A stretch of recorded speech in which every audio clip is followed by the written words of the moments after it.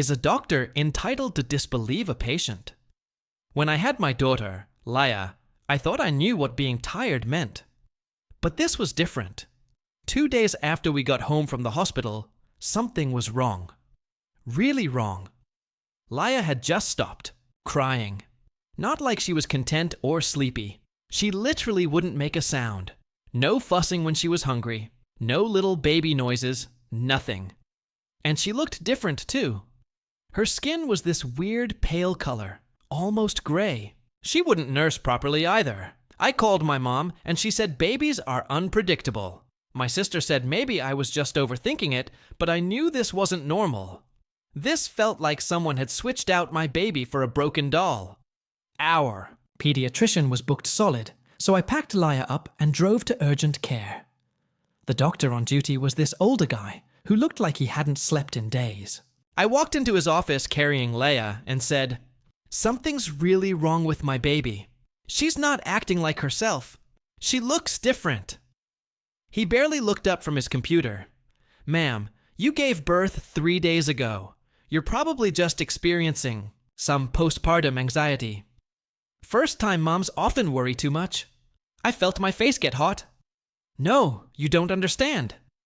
She completely stopped crying. "And look at her skin color." He finally glanced at Isla for maybe 5 seconds. "Her breathing looks fine. Color looks normal to me. You need to go home and get some sleep." I begged him to run blood work or something, anything. He actually laughed and said, "Ma'am, we can't run expensive tests every time a new mom gets nervous. Schedule a follow-up with your regular doctor next week if you're still concerned." That night, I barely slept.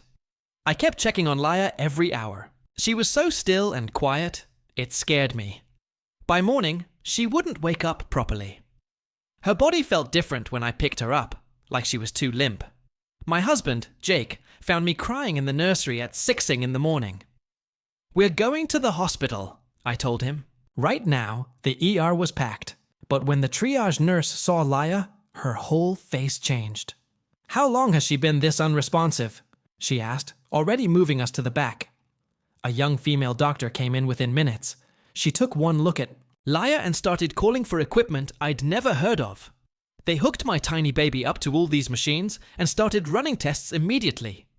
2 hours later, the doctor pulled me aside. Her face was serious. "Your daughter has a rare metabolic disorder. Her body breaks down sugars too quickly. Without treatment, it causes extremely low blood sugar, which can lead to brain damage or coma." I felt like the room was spinning, but the doctor yesterday said she was fine. If you hadn't brought her in today, we probably would have lost her. She's lucky to have a mom who trusted her instincts. They kept Yayla in the hospital for 3 weeks. She was on IV fluids and constant monitoring. Every day, I sat next to her tiny bed, thinking about that doctor who had dismissed me, who had made me feel crazy for worrying about my own baby. When Laya finally came home, she was okay, but I was furious. I filed a complaint against the urgent care doctor. The administration basically said, "New moms overreact all the time, and doctors have to make judgment calls."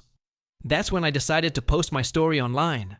I included all the medical records, the timestamps showing when I first brought her in versus when she was actually diagnosed, and copies of my complaint. I wasn't trying to go viral. I just wanted other parents to know they weren't crazy if they felt something was wrong. The post got shared in mom groups, then picked up by parenting websites, then eventually a local news station. That's when things got interesting. Other parents started commenting with their own stories about the same doctor. A mom whose son's broken arm was dismissed as just a bruise. A dad whose daughter's appendicitis was called stomach flu. The medical review board launched an investigation. Turns out this doctor had a pattern of dismissing patients, especially women and minorities. He'd been reported multiple times, but nothing had been done. 6 months later, he lost his license.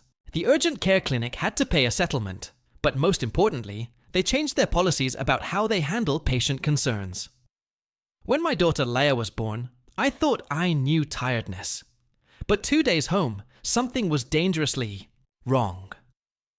Laya stopped crying. Not content or sleepy, just silent. No fussing, no baby sounds. Her skin turned pale, almost gray.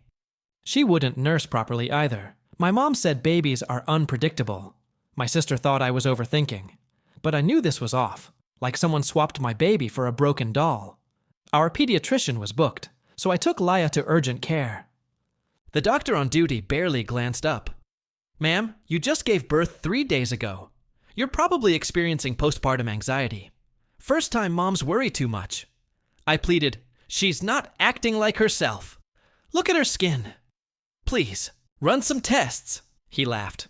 "We can't run expensive tests every time a new mom gets nervous. Schedule a follow-up." That night, I hardly slept. Laya remained still and quiet, scarier with every hour. By morning, she barely woke and felt limp. My husband and I rushed to the ER. The triage nurse's face changed on seeing Laya. They moved, us fast. A young doctor acted immediately, hooked my tiny girl to machines, ran tests. Hours later, she said, "Your daughter has a rare metabolic disorder causing rapid sugar breakdown.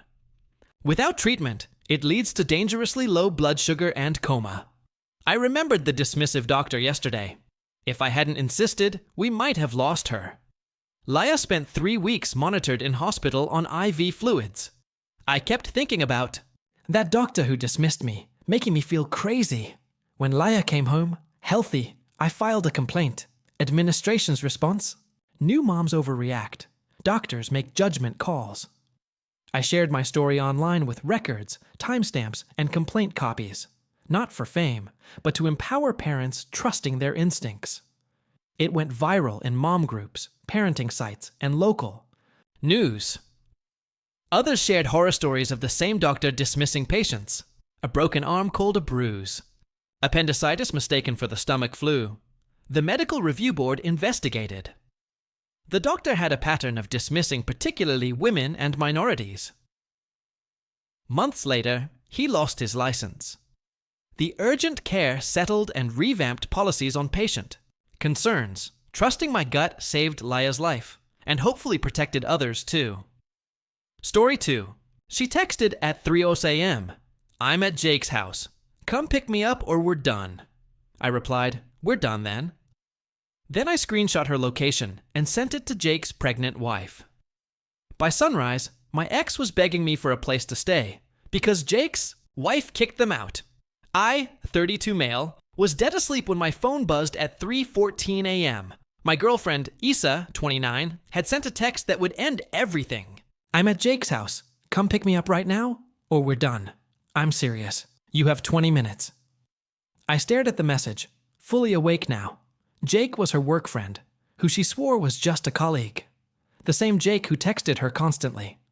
Though, same Jake whose wife Bethany was 7 months pregnant. I typed back, "We're done." Then her response was instant. "Are you serious right now? I'm giving you a chance to prove you care.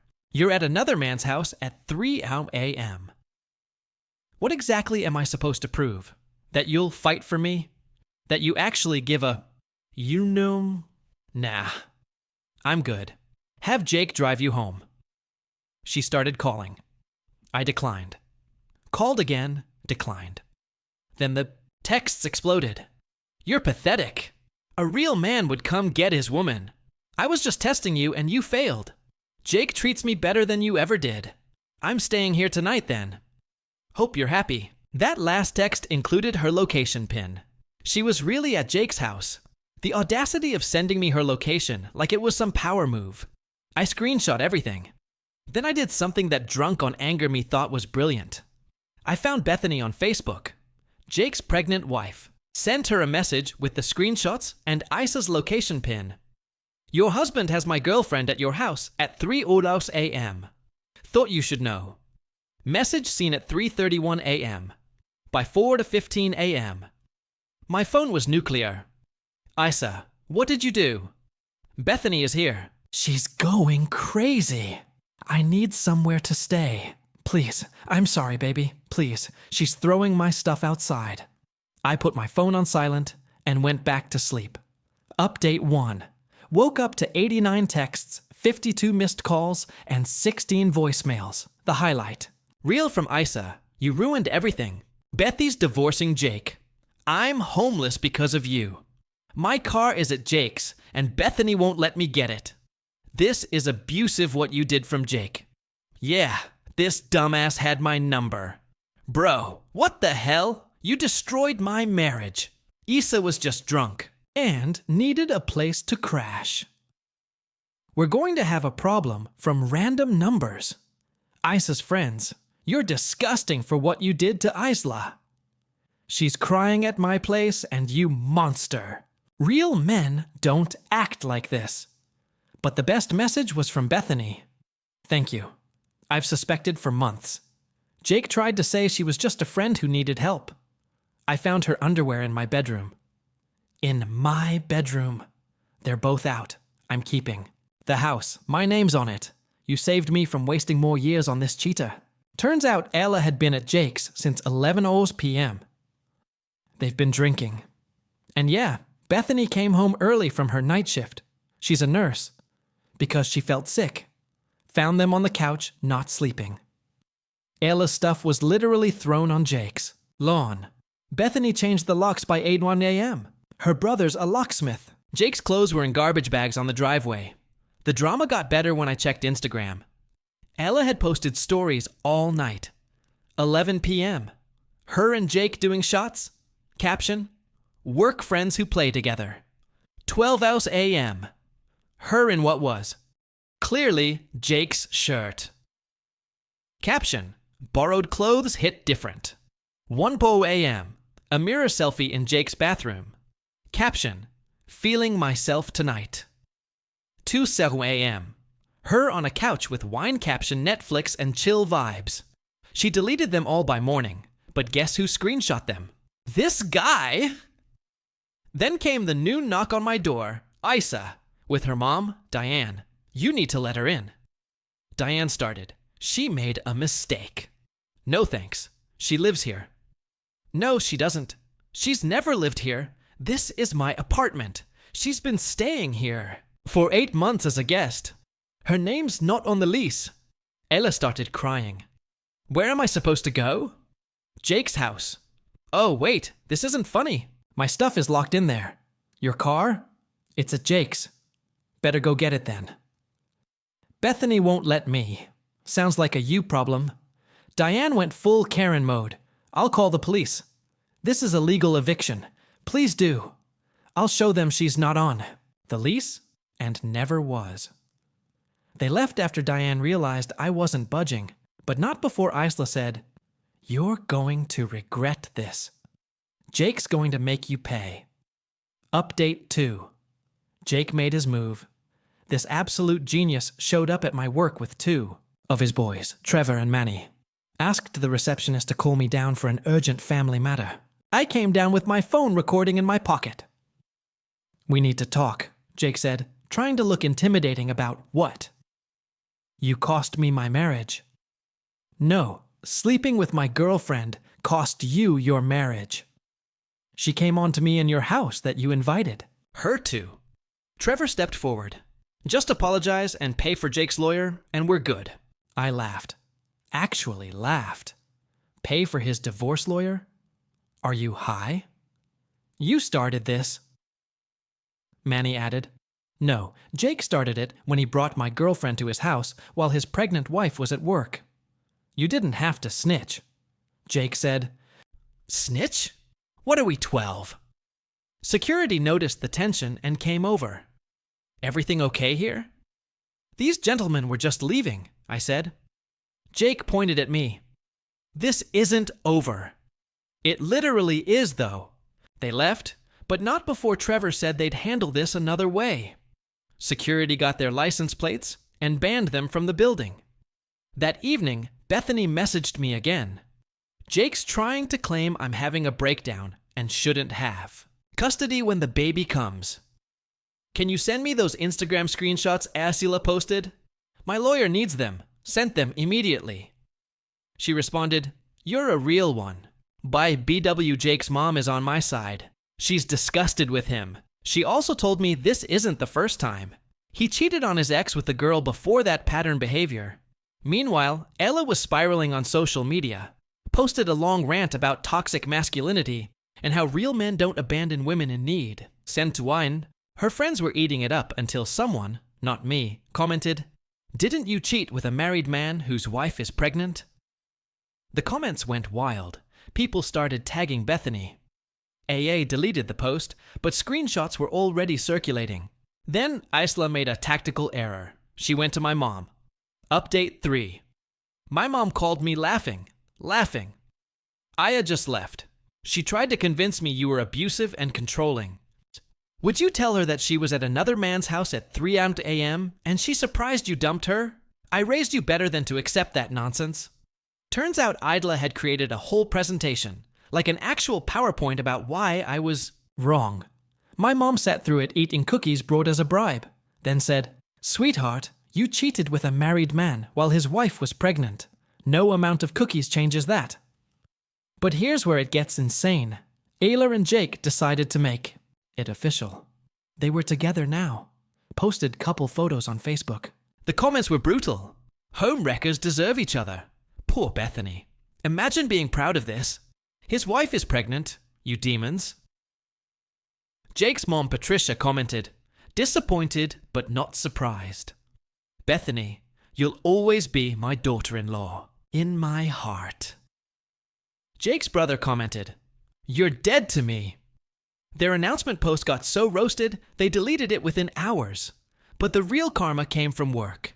See, Jake and Issa worked at the same company. Different departments, but same company.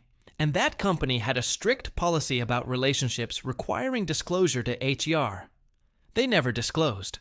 Someone, definitely not me, but possibly Bethany, sent screenshots of their relationship announcement to their HR department, along with the Instagram stories from that night. And timestamps showing this had been going on for months. Both were called into meetings. Both were suspended pending investigation.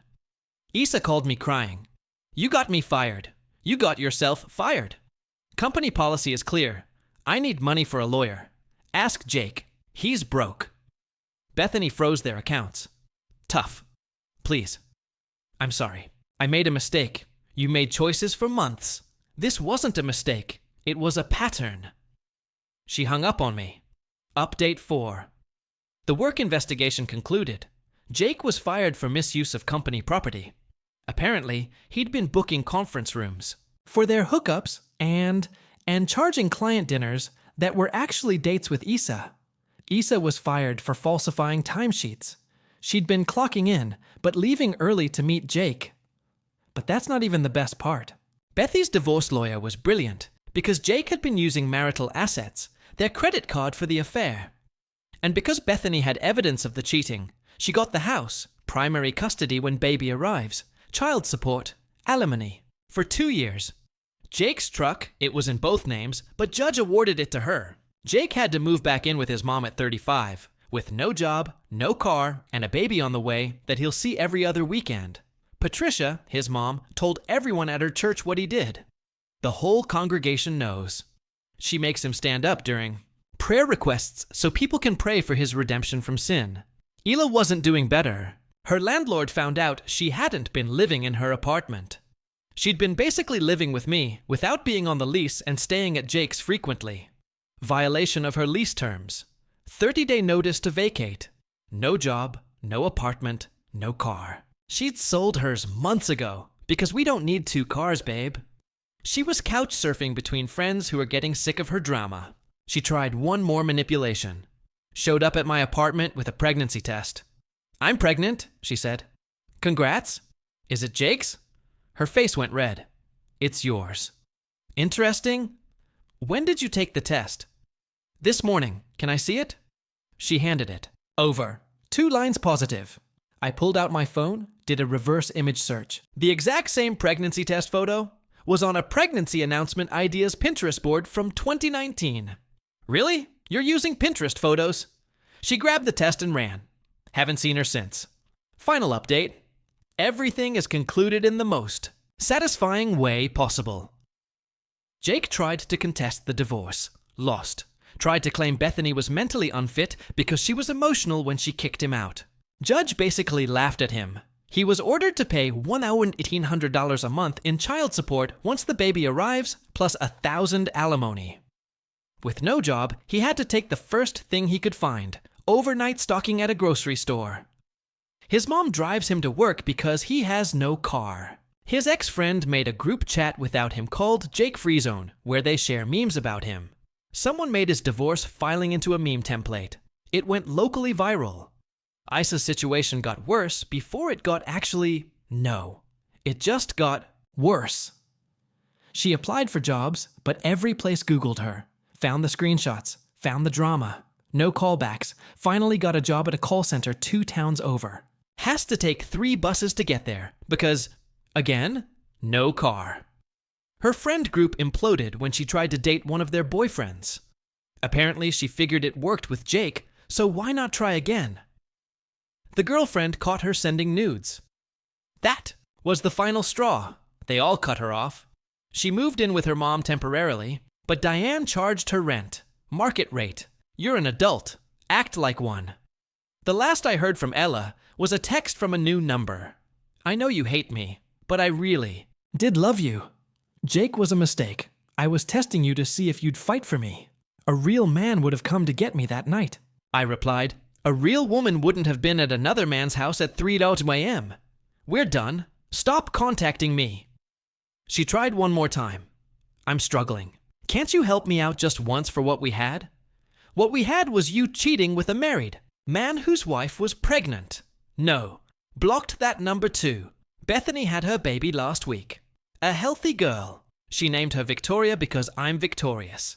She told me Jake has to pay child support now, but can't afford it on his grocery store salary.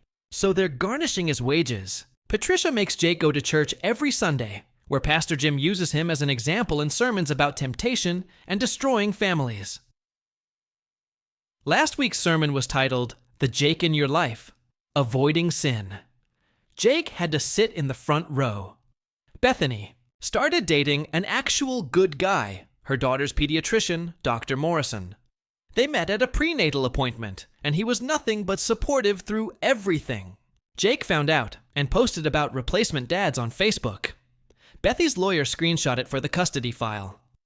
As for me, I'm great. Got promoted at work.